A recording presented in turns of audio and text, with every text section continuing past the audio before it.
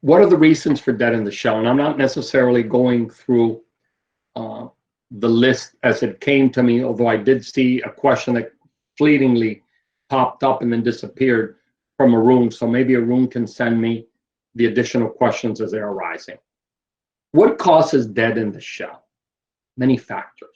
High humidity, bacteria that's passed from the parents to the egg, improper incubation temperature. I like to incubate at 37.4. I do not like lower temperatures, and I don't like higher temperatures. I like to allow a cooling period in the egg. In the Inca, there's a natural process where the temperature drops and it goes up. It does this all day. In a groom box, the temperature is very stable. So what do?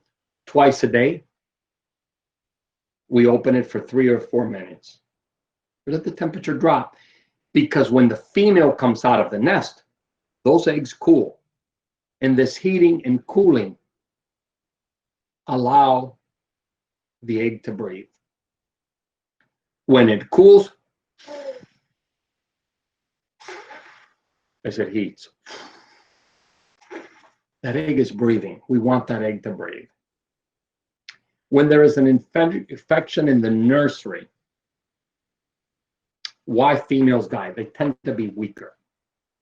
When there's an infection in the nursery, first, several things. When you incubate and you are brooding chicks, try to get them out of a brooder as quickly as you can. Brooders heat, but they have moisture from the humidity in the droppings.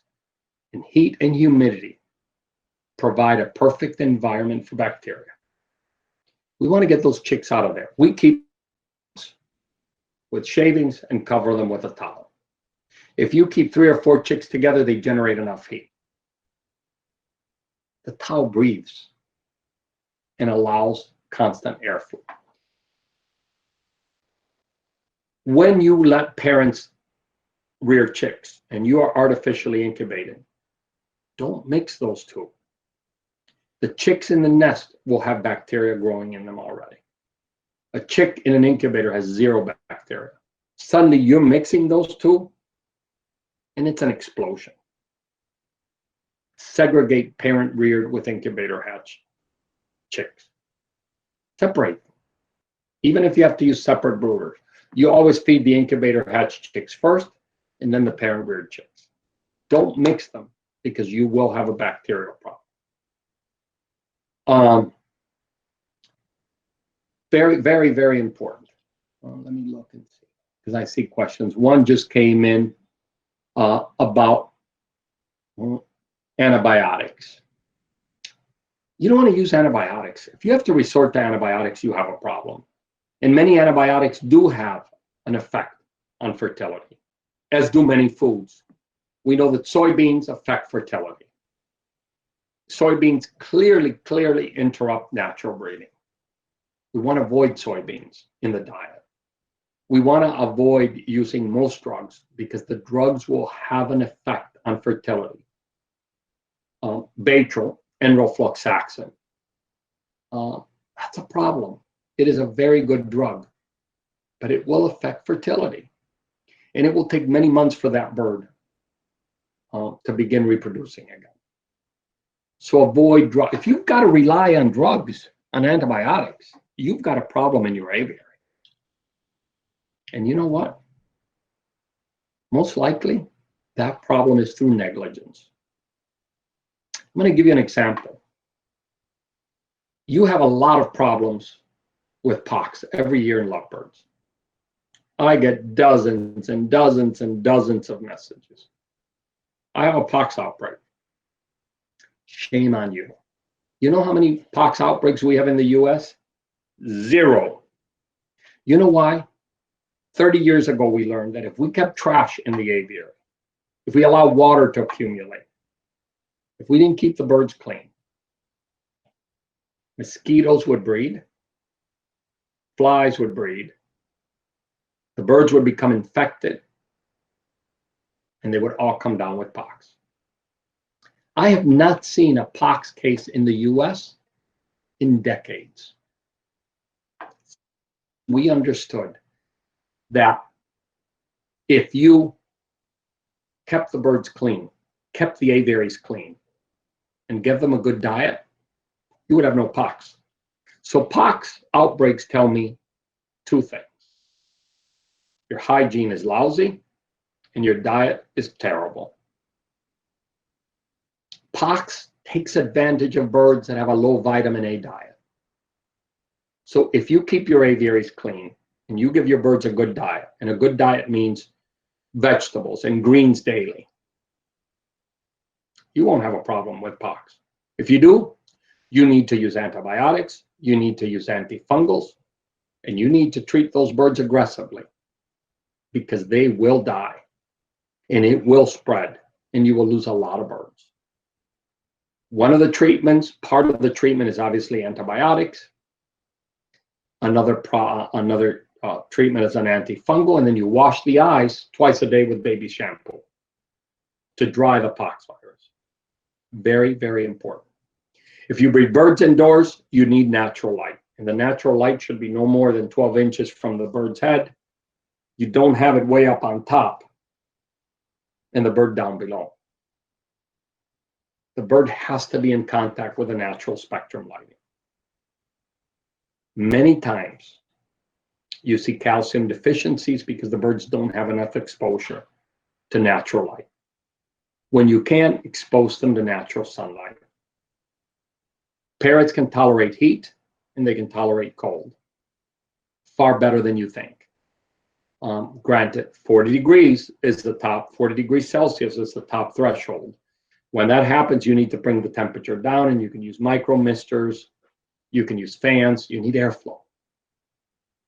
Cold, they can tolerate incredible cold if they have protection from wind and they have a nest box. But sunlight, nothing replaces sunlight. It's a disinfectant. One, helps you clean aviaries because it kills bacteria and viruses. And secondly, because it helps with your calcium absorption. So if you keep birds indoors, make sure you have natural sunlight. Full spectrum lighting as close to the birds as possible. With cockatiels, the most common problem with cockatiels is gastric yeast. It's mycobacteria. It is inherent in cockatiels. And when you feed them millet seeds and you raise them in pots, you are preparing a cocktail for mortality, poor birds, scrawny birds, and sickly birds. Forget about those horrible pots. Pots become a breeding ground for bacteria. Use a nest, a wooden nest, and change the shavings 2 or 3 times a week. Keep those chicks clean, and you will reduce your problem. Feed the parents a good diet, and you will have fewer issues with gastric yeast. And this is a tip, and you're always asking me for tips, so I'm going to give you one. Buy clay that is used in the food industry. It's a powdered clay that they add to canned goods, and add that to the food of the cockatiels. Into the water. Into the water, you're going to add about 8 grams to a liter of water, and that's the water you're going to give them constantly. If you can add it to the food, it's even better, and there's no risk of overdosing. That clay, if it has been acidified, and you want acidified kaolin, you want clay that has been acidified, it's been made acid. That acidified clay will kill the mycobacteria, and you can literally wipe out your mycobacteria from an aviary. And mycobacteria is the #1 killer of cockatiels.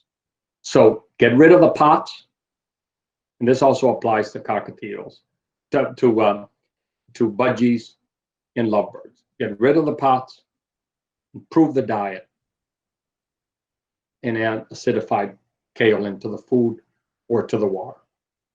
You will produce far healthier birds without the risk of mycobacteria, which is a big problem.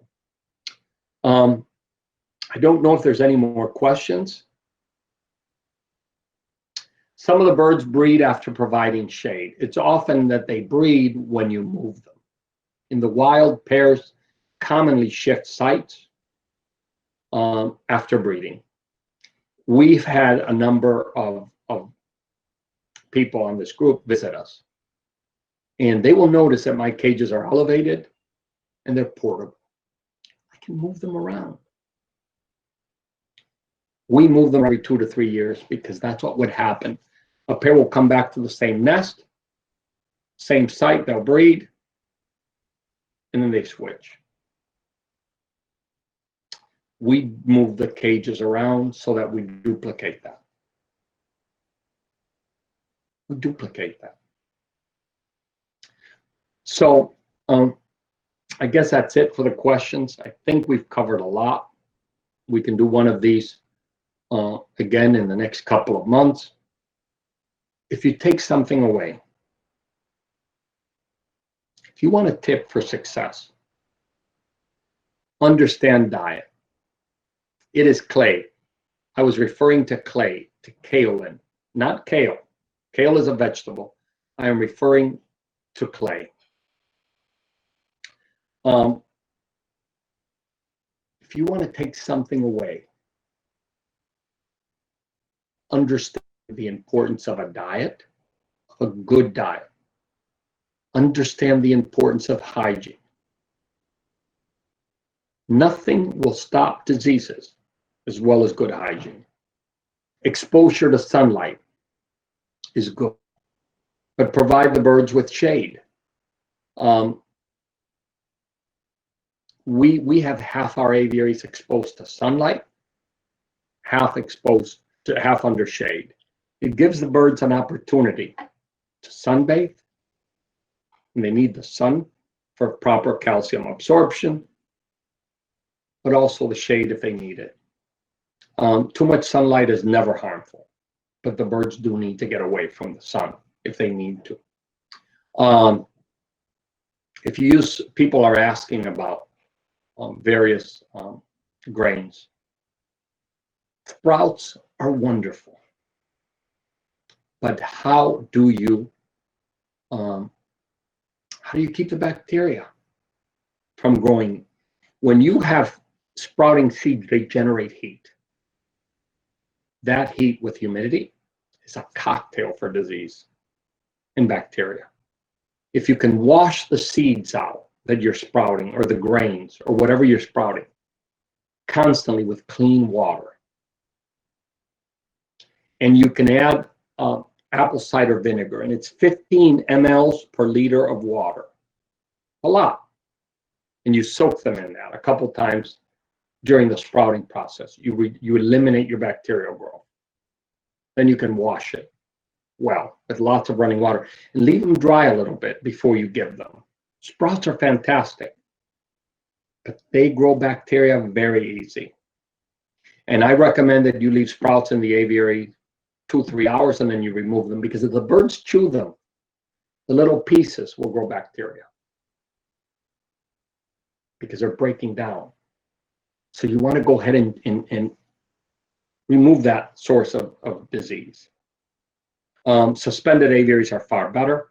And how do you control dust? You have exhaust fans. You should always have an exhaust fan in a cockatiel room. First of all, when you have cockatiels, cockatoos, and African grays, you should bathe them every day. Those birds should be used to getting sprayed. You bathe them, the powder downs fall, stick to the bottom of the cage, and then you can easily clean it. And you can have a fan, and you put a thick sponge behind it so that the air gets sucked through the sponge. And if you wash that sponge every day, you can eliminate a lot of dust. It's important to eliminate dust because things like polyomavirus and beak feather will survive in dust. And once they get into your aviary, they are terrible to eliminate. So make sure that you eliminate dust. And just a regular square fan that you can sit on the floor, a couple of them, pointing out with a sponge tied to the back, it's a filter. And you just wash that out every day. It's a way of eliminating a lot of dust. That with proper bathing, you can have a very clean room. In our hand rearing rooms, we can have as many as 70 cockatoo chicks. I'm constantly changing the filters. They get cleaned constantly because I want to trap as much of that dust as possible. I don't want that dust floating around. When you clean, understand that you need to use soap and water first and then the disinfectant. If you wipe with soap, disinfectant, and water, that disinfectant will lose all its property after the first wipe because disinfectants mainly get nullified in the presence of organic matter. So I think we've covered all of the questions. I thank you for the opportunity. I hope I've shared some information that can be useful. I pray that all of you stay healthy and that we can again meet in India because your food is fantastic. Your passion is incredible. And I feel every time I visit your country that I'm going home to visit family. From my heart, all the best. We will meet each other soon. I thank you. And I hope that this is not the first and only one. I hope we can convince everybody to do another one of these in the future. Thank you. All the best. Stay healthy. Thank you. Thank you very much. Thank you. For time and information, and we can't thank you enough. Thank you so much. Thank you so much. We Thank hope you. you, if you give us time for a session like this. Yes. And, Anytime. In Kerala. Very Hopefully, soon. hopefully we can meet very soon there. I am hoping. I call the Indian consulate here constantly to say, have you opened up yet? And they're saying, not yet, soon. So I'm hoping it will be sooner than later and that we can meet there. Yes. We're waiting for you. Tony, I had a follow-up question. Yes. May I ask? Sure. You mentioned that the breeding couple pair cleans up the nest by eating the dried up poop. No, they clean the cage. They eat the droppings in the cage. And then they feed that to the chicks for B vitamins and to inoculate them. So I just want to know, is it okay to let them do that? I'm a germophobic, so I incessantly keep cleaning every dropping. So should I let them eat You will be amazed. You will be amazed at what they can get. Yes, no, clean is the way to go. But they will figure out ways of eating dried droppings always. Yeah, they somehow do. Yes. Is it okay to let them do that? You can't really stop them because they're there all the time and you can only be there a few hours a day. You I am avoid. sure everything is clean and healthy. Keep everything clean is the focus. If they do it and the aviary is clean, then Just there's like not much you can do. rabbits. Just like rabbits, it's okay to let them eat their own poop. Yes, but keep the aviary clean. Okay. There's nothing you can do to stop them. It's not harmful, but try to keep the aviaries as clean as possible. Okay. Thank you so much, Tony. Thank you. Thank you, All my Tony. love to all of you. Thank you, Tony. Thank you once Thank again. you. Thank you, sir. Thank you.